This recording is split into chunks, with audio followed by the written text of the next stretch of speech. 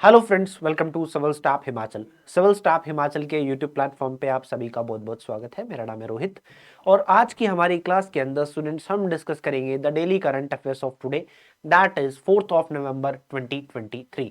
4 नवंबर 2023 के महत्वपूर्ण current affairs को आज की क्लास के अंदर डिस्कस किया जाएगा। सो आपकी ये जो क्लास है ये काफ़ी महत्वपूर्ण रहेगी पेपर पॉइंट ऑफ व्यू से।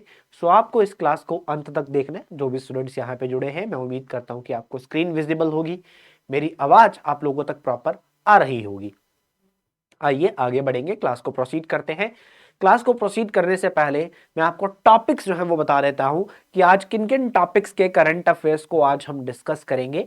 ये टॉपिक्स जो है काफी इंपॉर्टेंट है, आप देख लीजिएगा। आइए पढ़ते हैं। सबसे पहले हम बात कर लेते हैं यहाँ पर रिपोर्ट्स की। तो दो रिपोर्ट से जुड़े हुए करंट अफेयर्स हम पढ़ेंगे। अब इन रिपोर्ट्स में से कई बार पेपर में डायरेक्टली स्टेटमेंट को लेकर सवाल आ जाता है, ठीक है। आइए देखते हैं, थोड़ा सा बताता हूं आपको। सबसे पहले हमारे पास आती है अडैप्शन गैप रिपोर्ट ऑफ 2023। सो ये यूनाइटेड नेशन एनवायरनमेंट प्रोग्राम की एक रिपोर्ट है, काफी इंपॉर्टेंट है, हम इसको पढ़ेंगे। उसके बाद हंगर हॉटस्पॉट्स रिपोर्ट यहां पर आती है, वर्ल्ड फूड प्रोग्राम की एक रिपोर्ट, इसको भी हम पढ़ेंगे, काफी महत्वपूर्ण हो जाती है। इसके बाद आगे बढ़ेंगे और हम इन्वायरमेंट में व्हाइट हाइड्रोजन के बारे में बात करेंगे, इसके बेनिफिट्स जानेंगे, ये बनती क्या मतलब कौन कौन से टाइप्स की हाइड्रोजन है, ये सारा कुछ हम देखेंगे। उसके बाद हेल्थ में हम जीका वायरस के बारे में जानेंगे, क्योंकि अभी हाल ही में एक आउटब्रेक जो है कर्नाटका के अंदर देखने को मिलता है। सो हम जीका वायरस के बारे में पढ़ेंगे। उसके बाद इंटरनेशनल अफेयर्स में हम इंटरनेशनल ऑर्गेनाइजेशन फॉर माइग्रेशन के बारे में पढ़ेंगे, IOM जिसको हम बोलते हैं। उसके साथ साथ हम office for the coordination of humanitarian affairs के बारे में जानने वाले हैं, क्योंकि यहाँ पर गाजा और हमस में जिस तरह से लड़ाई जो है आप सबको पता ही है, आप सब ने जाना है कि किस तरह से फिलिस्तीन के अंदर जो गाजा स्ट्रिप है वहां पर किस तरह से एक तरफ तो इसराइल अटैक किया जा रहा है, दूसरी तरफ हमस है। सो यहाँ पर लड़ाई जो है, पिस्ता कौन है? आम इंसान। तो यहाँ पर हम इसके बारे में भी जानेंगे कि ये office for the coordination of the humanitarian affairs इसके बारे में क्या कहता है। उसके बाद हम पॉलिसीज की बात करेंगे और systematic voters education and electoral participation scheme के बारे में जानेंगे, जिसको हम स्वीप प्रोग्राम कहते हैं। चलिए तो बढ़ते हैं स्टूडेंट्स करंट अफेयर्स की तरफ और सबसे पहले करंट अफेयर्स को डिस्कस करते हैं। सबसे पहला करंट अफेयर हमारा किस चीज की बात करता है? ये एक रिपोर्ट है, that is by the United Nation Environment Programme. ये रिपोर्ट क्या कहती है? अडेप्टेशन, क्लाइमेट अडेप्टेशन के लिए यहां पर जो डेवलपिंग नेशंस हैं, जो डेवलपिंग कंट्रीज हैं, यानी कि जो डेवलप हो रहे हैं, उनको कितने पैसे की रिक्वायरमेंट है, कितने फंड्स की रिक्वायरमेंट है। देखिए यहां पर एक पैसा तो ऑर्गेनाइजेशंस की तरफ से आता है, जैसे कि बेसिकली वर्ल्ड बैंक हो गया, IMF हो गया, ऐसी ऑर्गेनाइजेशंस पैसा देते हैं। और दूसरा पैसा कहां से आता है? सो यहां पर अभी तक ये जो डेवलपिंग नेशंस हैं पास बहुत कम पैसा है, ये बताया जा रहा है इस रिपोर्ट में। The little money being made available to the developing nations for climate adaptation need at least 10 times more. इनको 10 गुना ज्यादा कम से कम पैसे की जरूरत है, ये यूनाइटेड नेशन का ये रिपोर्ट कहता है। 2021 में लगभग 21 बिलियन डॉलर्स जो है ये डेवलपिंग कंट्रीज को दिए गए थे फॉर द अडेप्टेशन प्रोजेक्ट्स के लिए, ठीक है, जो कि उससे पिछले साल से 15% कम थे। अब यहां पर इस रिपोर्ट को ध्यान से समझते हैं। द अडेप्टेशन गैप रिपोर्ट, ये एक एनुअल रिपोर्ट है यूनाइटेड नेशन एनवायरनमेंट प्रोग्राम की, जो कि यहां पर हाल ही में क्लाइमेट चेंज कॉन्फ्रेंस के आने से पहले ऑब्जर्व की गई। आप सबको पता होना चाहिए, United nation framework convention on the climate change, United nation framework convention on the climate change का COP28 जो है, कॉन्फ्रेंस ऑफ पार्टीज 28, ये इसी मंथ में शुरुआत हो जाएगा एंड में, और ये होने वाला है कहां पर? UAE में। UAE में इसको ऑर्गेनाइज किया जाएगा, यूनाइटेड अरब एमिरेट्स के अंदर। और यहां पर क्लाइमेट चेंज अडेप्टेशन की बात की जाती है। सो हर साल ये जो अडेप्टेशन गैप रिपोर्ट आती है, 2014 से रिपोर्ट आ रही है यूनाइटेड नेशन एनवायरनमेंट प्रोग्राम के द्वारा। ये रिपोर्ट मेनली फोकस कर दी है अडेप्टेशन फाइनेंस के ऊपर। पैसा कहां से आएगा? अगर हम क्लाइमेट चेंज पॉलिसीज को अडेप्ट करते जा रहे हैं, क्लाइमेट चेंज की तरफ बढ़ते हुए जो नीतियां हम अपनाते जा रहे हैं उसकी तरफ आगे बढ़ते हुए फंडिंग कहां से होगी, पैसा कहां से होगा? तो ये रिपोर्ट कहती है पैसा दो जगह से आता है। The availability of money to carry out the adaptation project. So ये पैसा दो जगह से आता है। पहला जो है पब्लिक मल्टीलेटरल, जिनको हम कहते हैं, जैसे कि world bank, IMF, Asian development bank, ऐसी ऑर्गेनाइजेशन जिनको हम क्या कहते हैं? Public multilateral. And the second thing is bilateral sources, यानी कि एक विकसित देश, ठीक है, एक ऑलरेडी जो विकसित देश है यानी कि डेवलप्ड कंट्री हैं, वो ये विकासशील देशों को यानी कि डेवलपिंग कंट्रीज को पैसा प्रोवाइड करवाएंगे, ये यहाँ पर आता है।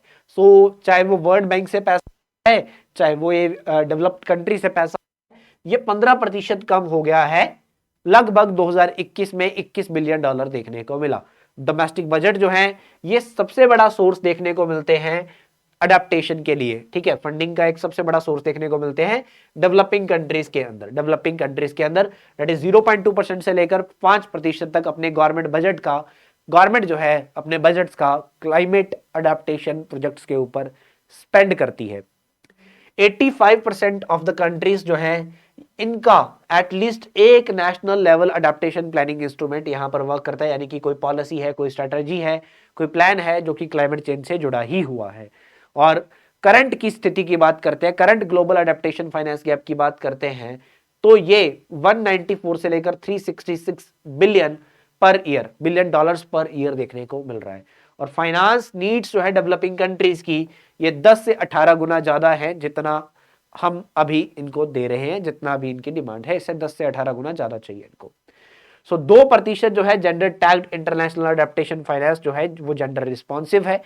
और यूनाइटेड नेशन एनवायरनमेंट प्रोग्राम की यहां पर अगर हम बात करते हैं, जो कि इस रिपोर्ट को पब्लिश करता है students, United Nation Environment Programme की शुरुआत, इसका हेडक्वार्टर कीनिया में है और इसका जो शुरुआत है वो 1972 में होता है, जब यूनाइटेड नेशन की कॉन्फ्रेंस हुई थी ह्यूमन एनवायरनमेंट को लेकर।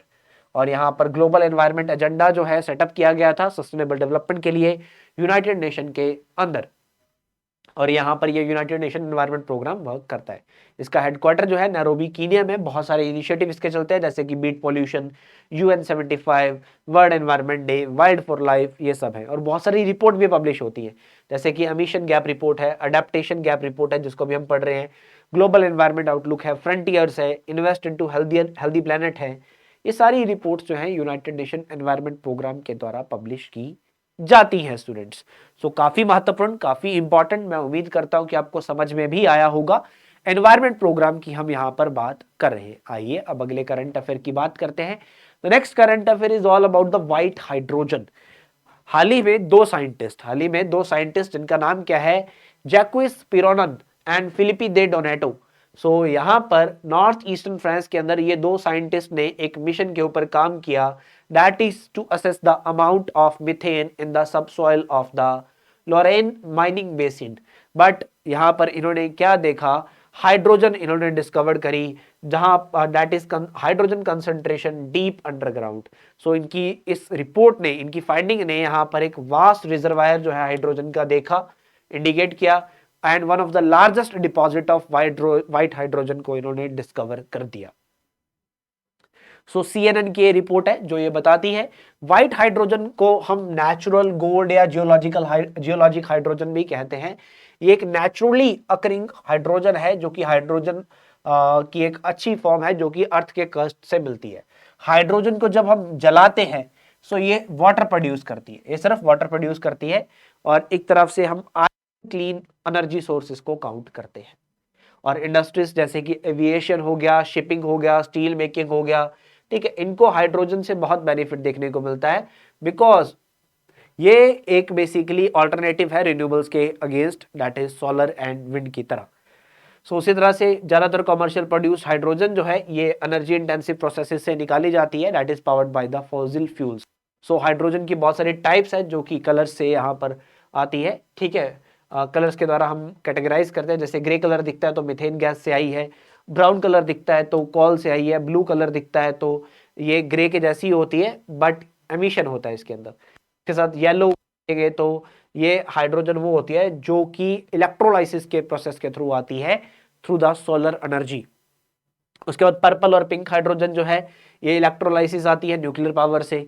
उसके बाद सबसे इको फ्रेंडली जो है वो ग्रीन हाइड्रोजन है, बट ग्रीन हाइड्रोजन जो है वो महंगी है और लिमिटेड भी है, ठीक है, सबसे इंपॉर्टेंट हमारे लिए ग्रीन हाइड्रोजन है। उसके बाद व्हाइट हाइड्रोजन जो है इसके बहुत सारे फायदे भी है, ये कोई भी कार्बन डाइऑक्साइड एमिशन नहीं जनरेट करती है, ठीक है, जब इसे हम फ्यूल के तौर पर इस्तेमाल करते हैं। ये कंपैटिबल है एग्जिस्टिंग इंफ्रास्ट्रक्चर के साथ और टेक्नोलॉजीज के साथ हाइड्रोजन प्रोडक्शन और यूटिलाइजेशन के लिए, और ये सस्ती भी है और ज्यादा एफिशिएंट भी है, ठीक है, और रिन्यूएबल है, ये नेचर के अंदर अबंडेंट भी है और रिन्यूएबल भी है। क्लियर हुआ? कोई सवाल, कोई डाउट, कोई confusion, you can ask in the comment section, आप कमेंट सेक्शन में पूछेंगे। आगे बढ़ेंगे, बात करेंगे यहाँ पर कर्नाटका का जो हेल्थ डिपार्टमेंट है, इसने इस एक एडवाइजरी इशू कर दी है। जीका वायरस जो है वो मॉस्किटोस पूल में देखा गया है चिकाबालापुरा में। Chikkaballapura that is in Karnataka.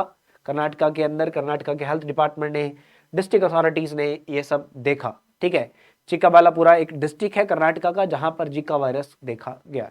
अब जीका वायरस की शुरुआत जो है वो 1947 से होती है, उगांडा से पहली बार। ठीक है, 1947 से होता है। और उसके बाद ये वायरस जो है, अगर हम बात करते हैं, एक मच्छर के कारण फैलता है जिसको हम कहते हैं एडिस मॉस्किटोस। ये जो मॉस्किटोस है, इससे और भी बीमारियां होती है, जैसे डेंगू इसी तरह के मच्छर के काटने से होता है, चिकनगुनिया भी इसी तरह के मच्छर के काटने से होता है। और ये यूजली डे के टाइम पे काटता है, दिन के समय में काटता है। आपको मैं ये भी बता देता हूं कि फीमेल मॉस्किटोस, ठीक है, फीमेल मॉस्किटोस ह्यूमन बींग्स को बाइट करती हैं, क्योंकि फीमेल मॉस्किटोस को अपने एग के लिए प्रोटीन की रिक्वायरमेंट होती है और ह्यूमन ब्लड्स के अंदर बहुत अच्छी मात्रा में प्रोटीन जो है वो पाया जाता है। सिम्टम्स की बात करें, रैशेस पड़ते हैं बॉडी में, फीवर आता है, कंजक्टिविटीज भी हो जाता है। ठीक है, कंजक्टिवाइटिस मतलब आंखों में पिंकिश आईज हो जाना, मसल्स ज्वाइंट पेन होना, ठीक है, हेडेक होना। और जीका वायरस की अगर इन्फेक्शन प्रेगनेंसी के टाइम पे हो जाए तो इसका ये भी इफेक्ट पड़ सकता है कि बच्चा जो है उसका सर जो है साइज छोटा है, ऐसी चीज भी देखने को मिल जाती है। ठीक है, माल फॉर्मेशन। और जीका वायरस इन्फेक्शन जो है ये न्यूरोपैथी एंड मिलिटीज भी लेके आ सकती है अडल्ट और ओल्डर चिल्ड्रंस में, अडल्ट और ओल्डर चिल्ड्रंस में। समझ में आया? कोई सवाल है, कोई डाउट है, पूछ सकते हो। ठीक है, जीका वायरस इन्फेक्शन जो है ये इंक्रीज्ड इंसिडेंस के साथ, दैट इज ऑफ गुलियान बेरे सिंड्रोम में के साथ के इंसिडेंस के कारण देखी गई थी, और अभी कोई भी वैक्सीन या स्पेसिफिक ट्रीटमेंट इसके लिए अवेलेबल नहीं है। तो यहाँ पर ट्रीटमेंट जो है वो सिम्पटोमेटिक है।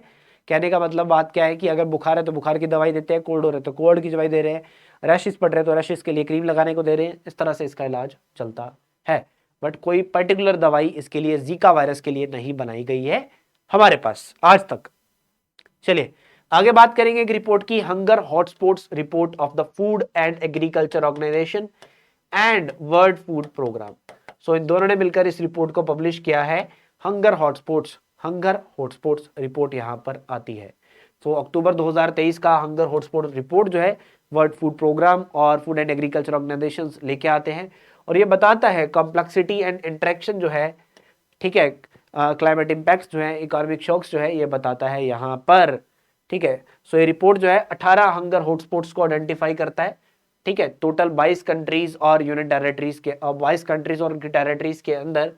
और रिपोर्ट ये भी बताती है कि हाईएस्ट लेवल ऑफ कंसर्न जहां पर देखा गया फूड को लेकर वो है बुर्किना फासो, माली, साउथ सुडान यहां पर देखा गया है।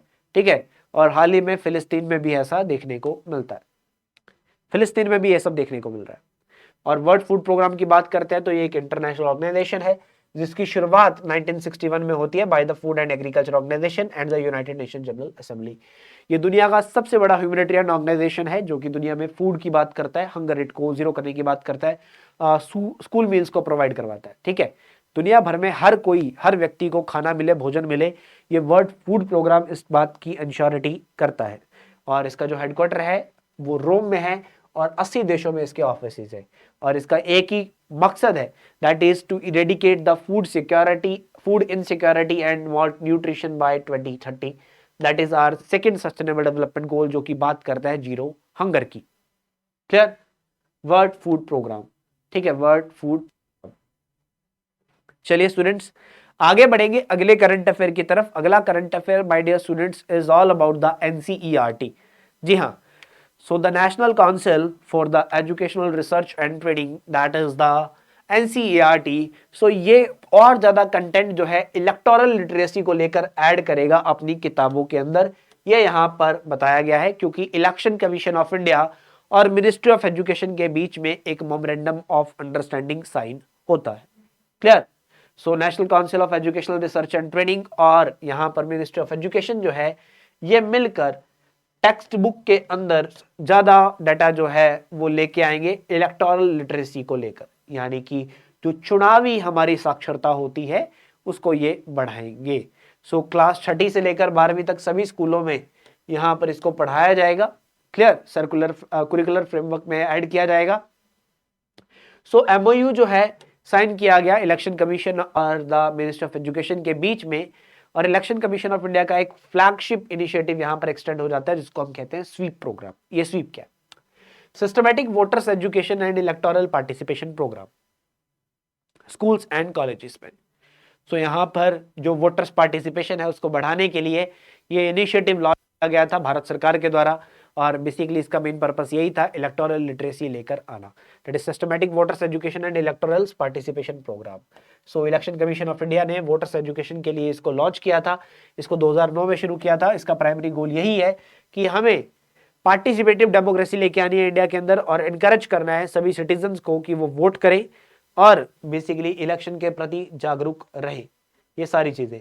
और इस तरह से इस प्लेटफॉर्म को डिजाइन किया गया है कि socio economic, cultural and demographic profile जो है स्टेट की यहाँ पर दर्शाई जाए, और इलेक्टोरल पार्टिसिपेशन की प्रीवियस राउंड्स ऑफ इलेक्शन में हिस्ट्री भी दर्शाई जाए। ऑब्जेक्टिव क्या है प्रोजेक्ट का अगर मैं बात करता हूँ तो वोटर टर्नआउट को 75% लेके जाना है लोकसभा इलेक्शन 2024 में, और क्वालिटी ऑफ इलेक्टोरल पार्टिसिपेशन जो है इन्फॉर्म्ड और एथिकल वोटिंग की बढ़ानी है हमें, ठीक है, ताकि अच्छे वे में चुनाव हो सके, साफ सुथरे चुनाव हो सके, चुनाव में कोई गड़बड़ ना हो, करप्शन ना हो, अच्छे लेवल पे हम सब मेंटेन करके 2024 के आने वाले लोकसभा चुनावों को कंडक्ट करवा सके। अगला करंट अफेयर बात करता है no legal identity for a billion peoples globally says the UN body. So international organisation for migration कहता है कि दुनिया में बहुत सारे लोग ऐसे हैं जिनके पास अपना कोई प्रूफ ही नहीं है, ठीक है, अपनी कोई लीगल आइडेंटिटी है ही नहीं कि वो कहाँ से के निवासी है, कहाँ के क्या है, बहुत सारे लोग ऐसे हैं।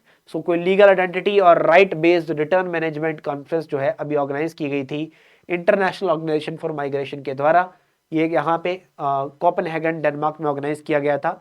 इस इनिशिएटिव को ऑर्गेनाइज किया गया under the framework of the international organisation of migrations global programme enhancing readmissions and legal identity capacities that was launched in 2022।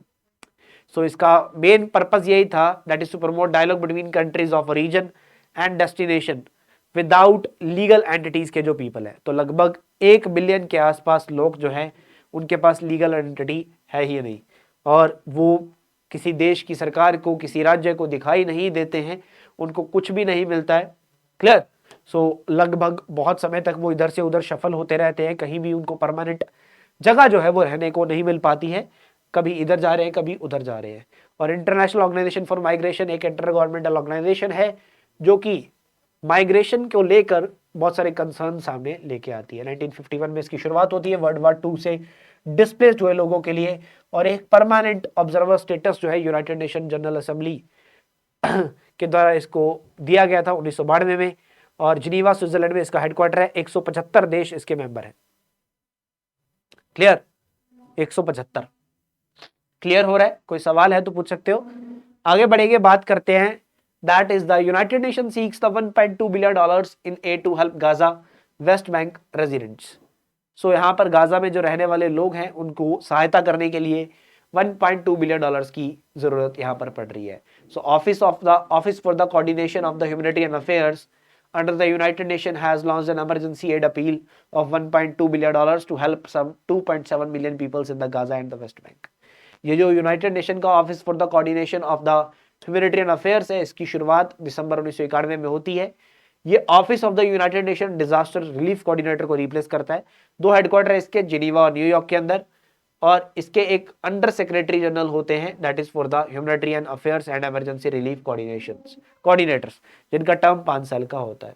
ये एडवोकेसी भी करती है बॉडी, कोऑर्डिनेशन भी करती है, ह्यूमैनिटेरियन फाइनेंसिंग भी करती है, इंफॉर्मेशन मैनेजमेंट एंड पॉलिसी को लेकर भी काम करता है। और इसने 2023 से लेकर 2026 तक का अपना एक स्ट्रेटेजिक प्लान जो है वो बनाया हुआ है। सो 6 ट्रांसफॉर्मेशनल प्रायोरिटीज यहाँ पर आपको दिखाई देती है इसकी। नेक्स्ट हम बात करते हैं वर्ल्ड बायोस्फीयर रिजर्व डे की। तो बायोस्फीयर रिजर्व डे जो है 3 नवंबर को ऑब्जर्व किया जाता है। 3 नवंबर को ऑब्जर्व करते हैं हम, और अभी 2023 में इसको दूसरी बार ऑब्जर्व किया गया है, क्योंकि इस दिन की शुरुआत 2022 में की गई थी। 2022 में इसको फर्स्ट टाइम ऑब्जर्व किया गया था, और अभी सेकेंड टाइम हमने ऑब्जर्व किया, सेकेंड टाइम इसको ऑब्जर्व किया है।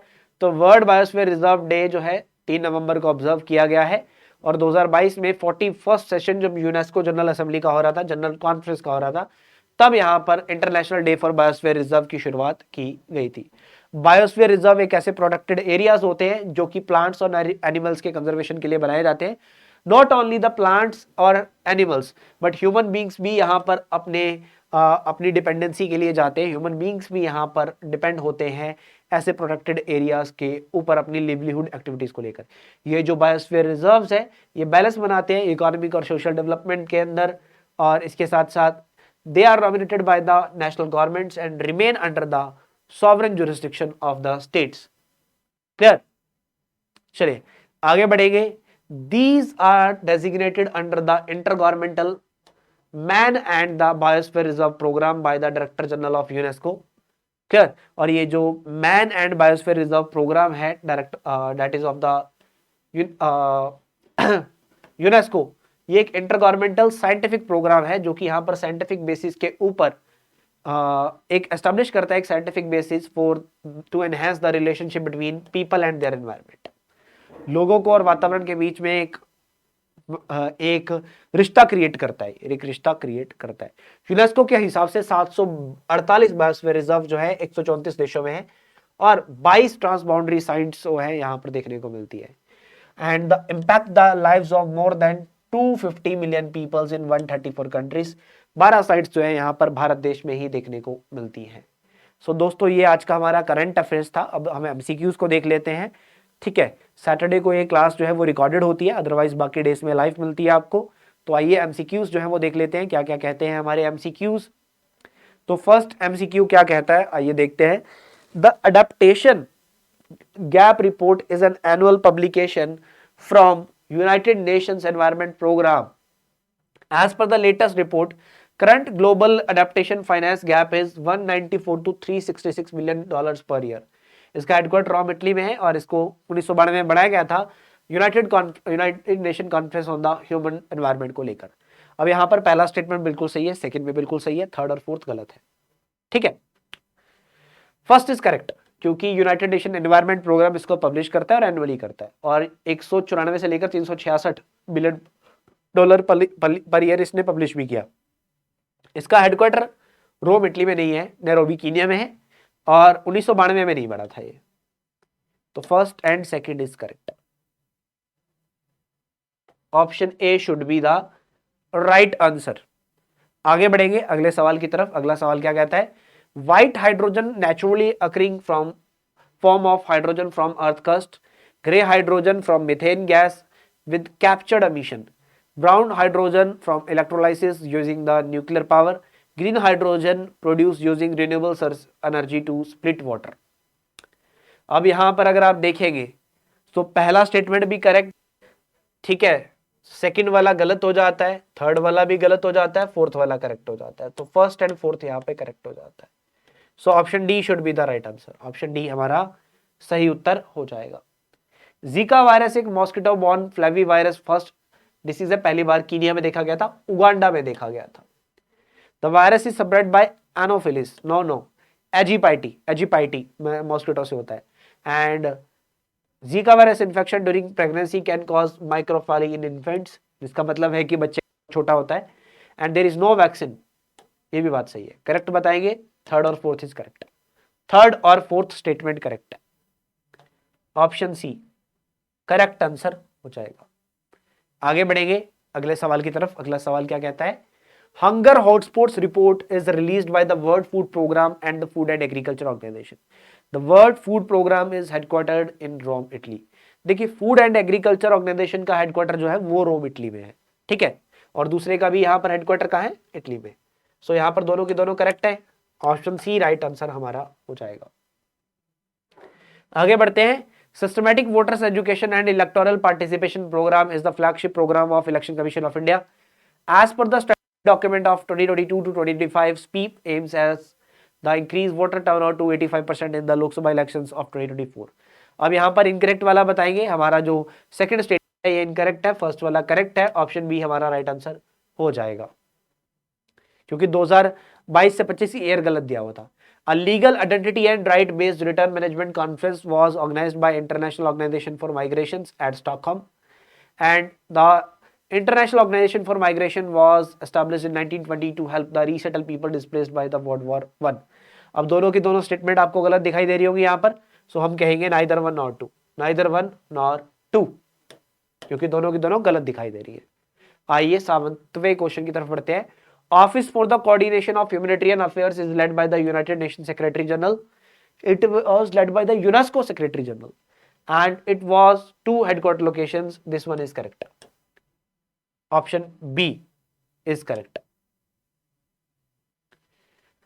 Last question of today's class, world biosphere reserve day कब होता है? वर्ल्ड बायोस्फीयर रिजर्व डे ये हम 3 नवंबर को एनुअली ऑब्जर्व करते हैं। 3 नवंबर को हम एनुअली इसको ऑब्जर्व करते हैं।